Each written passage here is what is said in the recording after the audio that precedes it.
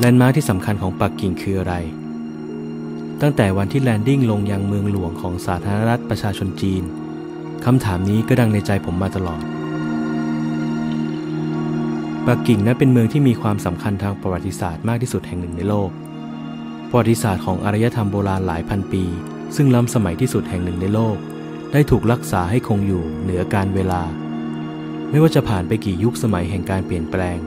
รากฐานทางสถาปัตยกรรมและวัฒนธรรมที่สืบทอดต่อกันมาก็ยังคงอยู่ให้เราได้ออกเดินทางเพื่อเรียนรู้ท่องเที่ยวไปกับประวัติศาสตร์เก็บบันทึกช่วงเวลาของการเดินทางและบอกเล่าเรื่องราวต่อไปหลังจากที่ได้เดินทางไปเยี่ยมชมกำแพงเมืองจีนด่านซือหมาไท่และพระราชวังฤดูร้อนมาแล้ววันนี้พวกเราได้เดินทางมายังสถานที่ซึ่งถูกเรียกว่า Forbidden City หรือพระราชวังต้องห้ามว่ากันว่าจัตุรัสเทียนอันเหมินซึ่งอยู่บริเวณด้านหน้าของพระราชวังนั้นคือบริเวณที่มีความอ่อนไหวทางการเมืองมากที่สุดของจีนจัตุรัสที่ใหญ่ที่สุดในโลกแห่งนี้เป็นพื้นที่ซึ่งได้ผ่านเหตุการณ์สำคัญทางประวัติศาสตร์ของจีนมามากมายหนึ่งในเหตุการณ์ที่สำคัญนั้นก็คือวันสถาปนาสาธารณรัฐประชาชนจีนในวันที่1ตุลาคมปีค.ศ. 1949โดยท่านประธานเหมาเจ๋อตุงซึ่งนับเป็นการนำพาชาติจีนให้หลุดพ้นจากศตวรรษแห่งความอัปยศอดสูจาก100 ปีแห่งความไม่เท่าเทียมการล่าอาณานิคมทั้งจากมหาอำนาจตะวันตกและญี่ปุ่นรวมทั้งความขัดแย้งภายในสู่ความสงบและมั่นคงของชาติผ่านมาแล้ว70 ปีจากการเป็นชาติที่โดดเดี่ยวสู่การเป็นหนึ่งในประเทศที่มั่งคั่งที่สุดในโลกชื่อเทียนอันเหมินอาจแปลได้ว่าประตูแห่งความผาสุกจากสวรรค์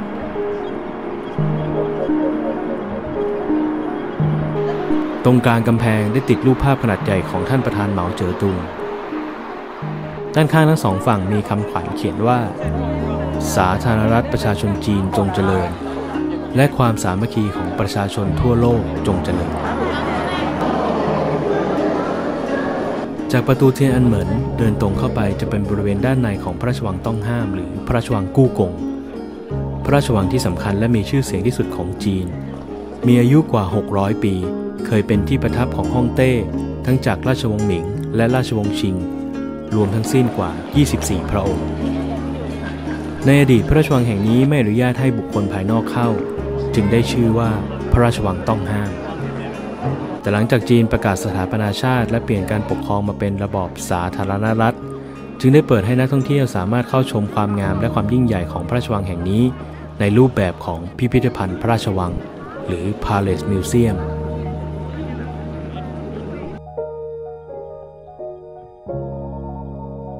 พระราชวังโบราณแห่งนี้ถูกก่อสร้างขึ้นในรัชสมัยจักรพรรดิหยงเล่อแห่งราชวงศ์หมิงช่วงปีค.ศ. 1406ซึ่งแล้วเสร็จในปี1420โดยใช้เวลาสร้างกว่า14 ปีกับแรงงานก่อสร้างราว1 ล้านคนและใช้ช่างฝีมือกว่า 100,000 คนอีกทั้งนำวัสดุในการก่อสร้างชั้นดีมาจากทั่วสารทิศของจีนจนกลายมาเป็นพระราชวังต้องห้ามอันยิ่งใหญ่แห่งนี้ในที่สุด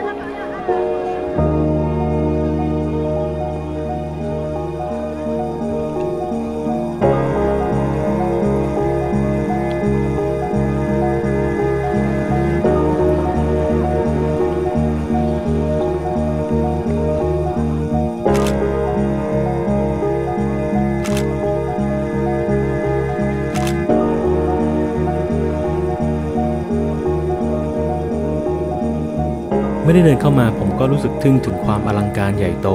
โดยเฉพาะบริเวณโถงกว้างหน้าพระตำหนักไถเหอเตี้ยนซึ่งเป็นตำหนักที่มีขนาดใหญ่ที่สุดของพระราชวังต้องห้าม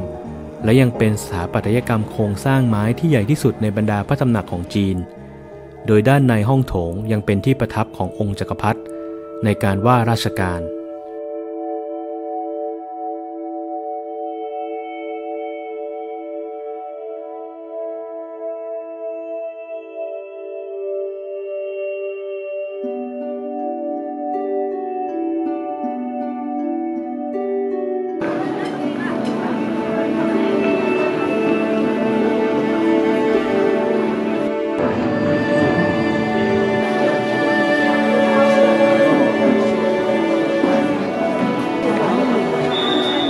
ภายในพระราชวังแบ่งออกเป็น2 ส่วนคือวังหน้าหรือเป็นเขตที่จักรพรรดิออกว่าราชการและวังใน เป็นเขตที่พักของเหล่าสนมนางใน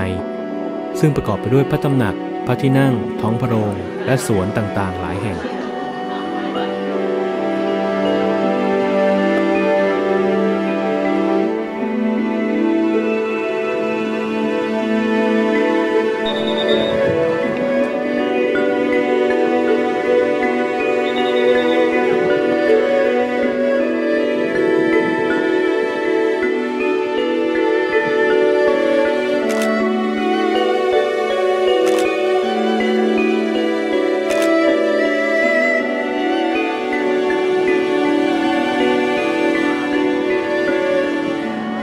เช่นเดียวกับทุกสรรพสิ่งที่เป็นไปตามวัฏจักรเวลา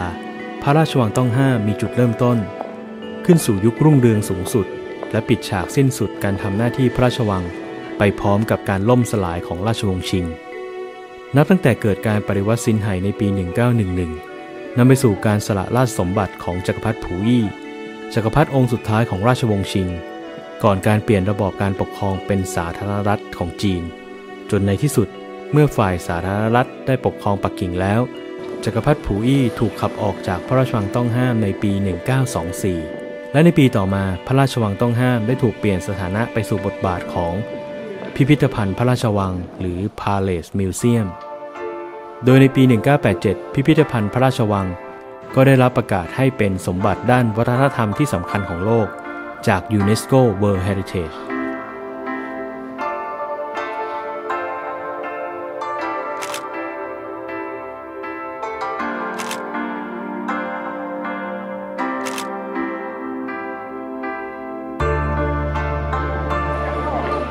หากใครได้มาเยือนกรุงปักกิ่งแล้วคงยากที่จะพลาดการเข้าชมพระราชวังต้องห้ามแห่งนี้นะฮะโดยเฉพาะถ้าคุณเป็นคนที่ชอบเรื่องราวประวัติศาสตร์ศิลปะวัฒนธรรมและก็การถ่ายภาพแล้วก็คุณต้องเผื่อเวลามาที่นี่อย่างน้อยๆครึ่งวันถึง1 วันเลยนะครับ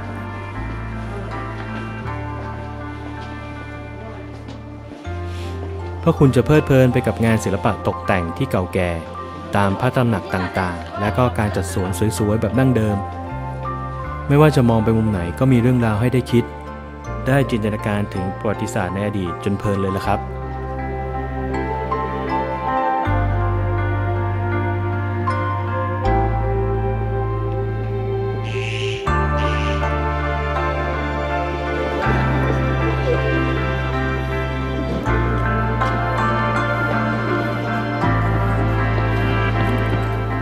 ทางด้านทิศเหนือฝั่งตรงข้ามของพระราชวังต้องห้ามมีสวนขนาดใหญ่ตั้งอยู่ชื่อว่าจิงซานพาร์คสวนแห่งนี้มีจุดเด่นก็คือเนินเขาสูง5 ยอดแต่เนินเขาเหล่านี้ไม่ได้เกิดขึ้นตามธรรมชาตินะครับเป็นเนินเขาที่ถูกสร้างขึ้นในสมัยจักรพรรดิหยงเล่อแห่งราชวงศ์หมิงจักรพรรดิองค์เดียวกันกับที่สร้างพระราชวังต้องห้ามสำหรับการสร้างเขาจิงซานนี้ก็เป็นไปตามหลักฮวงจุ้ยให้เนินเขาเนี่ยตั้งอยู่ทางด้านทิศเหนือของพระราชวังต้องห้ามนอกจากนี้เขาจิงซานยังช่วยป้องกันกระแสลมเหนือที่มาพร้อมกับความหนาวเย็นสู่พระราชวังอีกด้วยบนยอดเขาแต่ละยอดก็จะมีศาลาสร้างไว้สามารถนั่งพักผ่อนขณะเดินเล่นชมวิวได้และยังเป็นจุดถ่ายรูปพระราชวังต้องห้ามจากมุมบนที่สวยมากๆก็เป็นอีกสถานที่หนึ่งที่แนะนำนะครับถ้ายังไม่เหนื่อยจากการเดินในพระราชวังต้องห้ามก็มาต่อที่นี่ได้เลย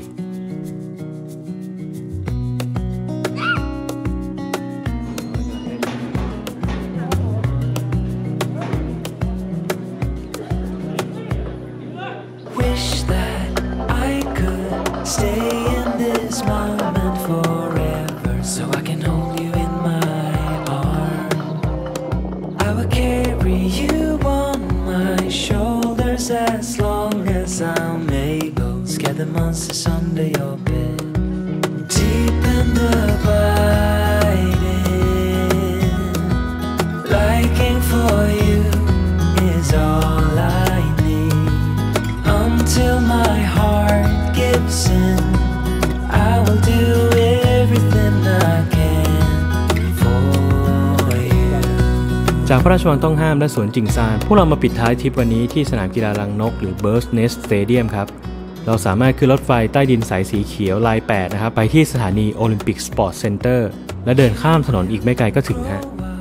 โดยชื่อเรียกที่เป็นทางการของสนามกีฬารังนกแห่งนี้ก็คือสนามกีฬาแห่งชาติปักกิ่ง สนามกีฬาแห่งนี้เป็นหนึ่งในสนามกีฬาที่ใช้ในการแข่งขันโอลิมปิกปี 2008 ที่กรุงปักกิ่งเป็นเจ้าภาพโดยสนามรังนกเริ่มลงเสาก่อสร้างเมื่อปี 2004 โดยได้ไอเดียมาจากช่องหน้าต่างโบราณของจีนและลวดลายเคลือบตัวอาคารด้านนอกออกแบบโดยใช้เหล็กสีเทาสารถักทอไปมาเสมือนกิ่งไม้ถักทอประสานกันจนกลายเป็นรังนกนับเป็นสนามกีฬาที่ใช้เหล็กเป็นส่วนประกอบมากที่สุดและก่อสร้างยากที่สุดในโลก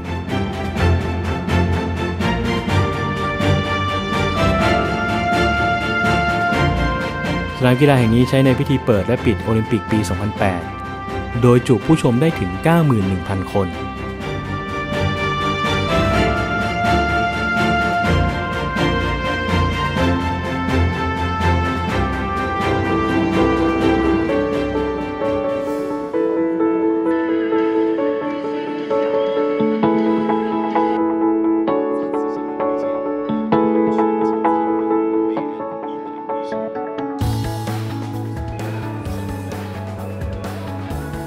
บริเวณใกล้ๆกันก็จะมีอาคารดีไซน์สวยแปลกตาหลายจุดแต่ที่สะดุดตาผมที่สุดก็คืออาคารสีฟ้าสวยซึ่งทำหน้าที่เป็นอาคารสระว่ายน้ำแห่งชาตินครปักกิ่ง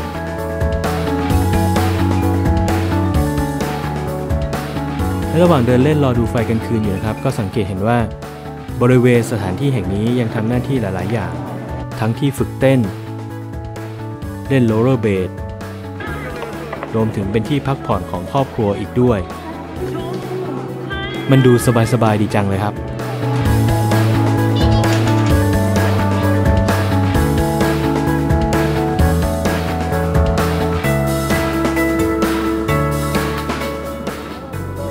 วันในปักกิ่งวันนี้ผ่านไปเร็วเหมือนกันการได้ไปเที่ยวชมพระราชวังโบราณพร้อมย้อนเรื่องราวประวัติศาสตร์และมาจบวันในสนามกีฬาที่มีดีไซน์ล้ำยุคแบบนี้ทำให้ได้เห็นเมืองจีนในหลายๆมิติแลนด์มาร์คที่สำคัญของปักกิ่งคืออะไรกับคำถามในใจคำถามนี้ผมก็ได้ขี้คายไปบ้างแม้ไม่ทั้งหมดนะฮะเพราะมันยังมีเรื่องราวอีกมากมายรอให้เราได้ค้นหาอยู่การออกเดินทางแต่ละทริปมันก็มีเรื่องราวและความหมายในตัวเอง Cross Cutting Journey